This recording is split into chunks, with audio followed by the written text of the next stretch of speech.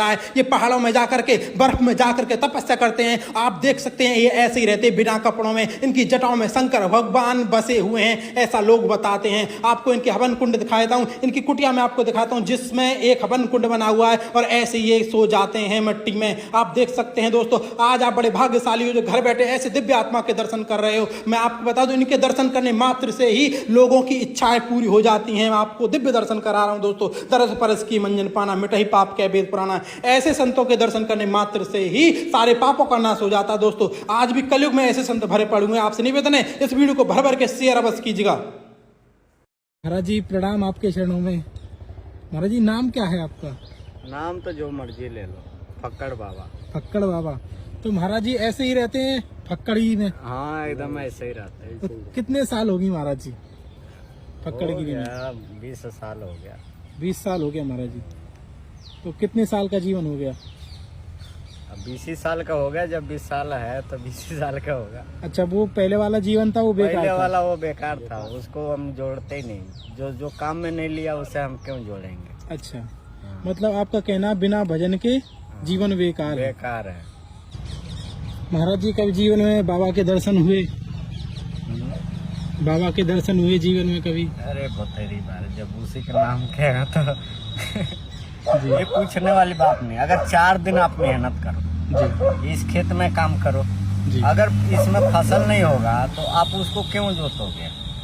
वो तो बेकार ही समझोगे ना। अगर हमें कुछ नहीं मिला तो हम जीवन क्यों खराब किए? बिल्कुल। तो महाराज जी बहुत से मूर्ख लोग ये बोलते भगवान जैसी नाम की चीज है ही नहीं, उनको कैसे प्रमाण करें? उनका प्रमाणित उनको क्या करना जब उन पे भगवान की कृपा नहीं। सरल भाषा ये कि उन पे भगवान की ही नहीं कृपा। जब राम जी चाहे कृष्ण जी को मान के चलिए, जहाँ पैदा हुए, जब जिसकी भावना नहीं थी तो वहीं के लोग उसको क्या क्या बोले ना जी। जिनके भावना थी वो कहाँ थे उनको पता लगा को स्वयं नारायण। ये अपनी भावना के ऊपर जो उस समय नहीं माने तो आज क्या मानेंगे जी। वो तो उस समय बहुत कुछ था, द्वापर युग में तो बहुत सत्य था। आज तो कुछ है ही नहीं था, आज क्या मानेंगे जी। यही बात है, जिनके अंदर विकार भरा है वो ये नहीं मानते कि भगवान।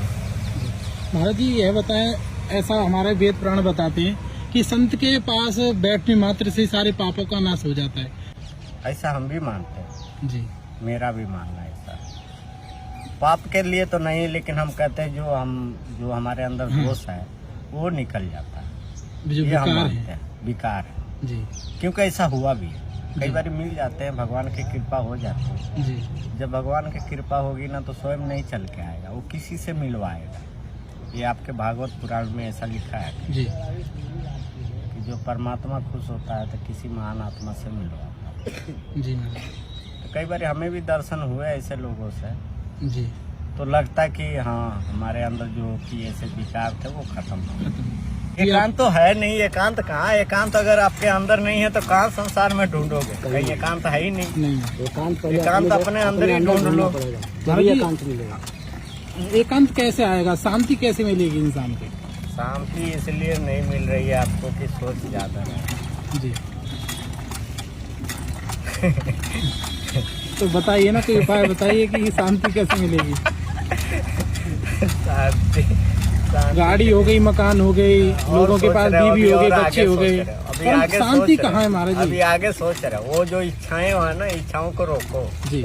जब तक नहीं रोकोगे शांति नहीं मिलने वाली है। अच्छा, जिस दिन इच्छाएं मुक्त हो जाएंगी उस दिन शांति मिलेगी। उसी दिन शांति और परम सुख का आनंद मिलेगा। वही नहीं, 4 विकारें खत्म होगी जी। 4 विकार खत्म होगी और परम सुख का आनंद की प्राप्ति होगी। योग साधना, ध्यान साधना हम क्यों करते हैं? ऋषि मुनि क्यों करते हैं? अब तो आम लोग, साधारण लोग ही करते हैं। ऋषि मुनि तो क्या करेंगे अभी साधारण, क्योंकि उसको जाने हैं, उसको समझ गए कि वो क्या चीज है।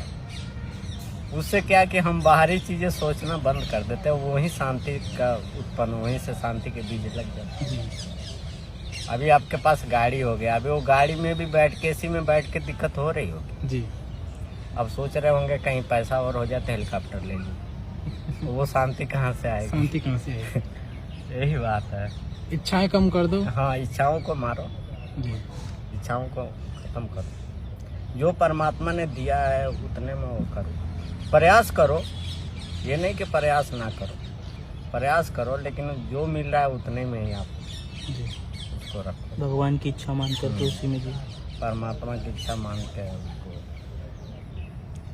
अब दिन रात तुम हाय माया करोगे तो शांति कहाँ रहेगी? शांति कहाँ रहेगी? अपने अंदर ही अशांति फैला रखे हो, शांति ढूंढने कहाँ जाते? महाराज जी की मुस्कान भी ऐसी है भगवान कृष्ण जैसी।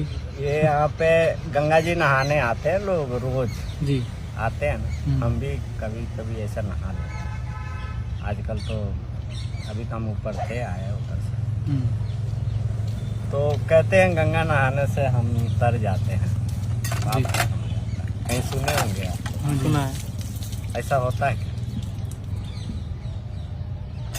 आप लोगों का मन क्या कहता है, ऐसा होता है? अरे वाणी तो कई लोगों से सुनी है। नहीं, आपका दिल क्या, आपका मन क्या कह रहा है कि ऐसा होता है कि नहीं? ऐसा तो नहीं होता है वैसे। क्यों नहीं होता है? तारने तो आई हैं। सारने तो आई है, पर महाराज जी फिर दोबारा से ही इंसान पाप करने लग जाता इतने है। कठोर तपस्या कि उसके 4 पीढ़ियां खत्म हो गई बेचारे की। जी। जब तो आई यहाँ पे, तो ये ऐसे थोड़ी आई है। तो महाराज जी फिर पाप इंसान करने लगा तो फिर क्या फायदा, जब पापों को इसी में छोड़कर जाए कि अब मैं पाप नहीं करूंगा, तो ही तो उसका महत्व है महाराज जी। देखो, ये तारने के लिए आई, पाप उतारने के लिए नहीं आई है। अच्छा। ओनली इनका काम है तारण हारनी, तार सकती है, हमें भव सागर में ले जाएंगे। चाहे दुख वहाँ भी मिले, चाहे वो पाप तो रहेगा ऑलरेडी रहेगा। पाप नष्ट नहीं होगा। पाप नष्ट नहीं होगा। पाप तो हमारे कर्मों से ही, पुण्य और पाप हमारे कर्मों से ही मिलता है, अच्छा। अन्यथा नहीं। तो महाराज जी पापों को नष्ट कैसे किया जाए? अच्छे कर्म करो। पापी हो क्या? नहीं महाराज जी हम पूछ रहे हैं। नहीं, पापी हो तो पापी तो- अच्छे कर्म करो। कौन सा पाप किए हो, उसका भी कई तरीके हैं। जी। अगर पाप गलती से हो गया है, जाने अनजाने में भी कई हाँ, प्रकार जाने के पाप में हो जाता, जाते तो हैं। उसका उदाहरण है, कई तरीके हैं। जी। कि गलती हो जाती तो उससे हम किसी से क्षमा मांग लेते जिससे गलती हुई है, जी। तो वो उतर जाता है, वो माफ कर देता है। वैसे पाप है, अगर हमें गलती से पाप हुआ है तो उसका भी कई पुण्य कर्मों से पाप नष्ट किया जाता है, गंगा नहाने से नहीं। नहीं महाराज। बहुत लोग कहते चलो थोड़ी पाप हो गया, गंगा नहा ले, उतर जाए। वही तो उत्तर चाहते हैं लोग। अब वही बात फंस जाती है ना। महाराज जी हमें कई लोगों ने बताया कि सर्प भी काट जाए भोले बाबा के संतों को, भक्तों को, तो कुछ नहीं होता है आपको? तो सर्प काटेगा ही क्यों? पहली बात, वो काटेगा क्यों ये बताइए। जी। वो तो काटने से तो उसमें विष है, हम्म। लेकिन वो काटेगा क्यों? सवाल यहाँ उठ रहा है ना कि वो काटेगा ही नहीं, वो क्यों काटेगा? सांप का मतलब काल से लिया गया, सांप का दूसरा रूप काल से बताया गया, उसका नाम है काल। सांप का दूसरा नाम काल है। वो अगर आप हमें आया नहीं है, समय नहीं आया, तो हमें वो काटेगा ही नहीं। सांप का मतलब काल से है। अब ऐसा है कि महात्माओं को बहुत बारी नागों ने डसा है, लेकिन नहीं कुछ हुआ है। अब पता नहीं, उसकी ऊर्जा थी उसके अंदर।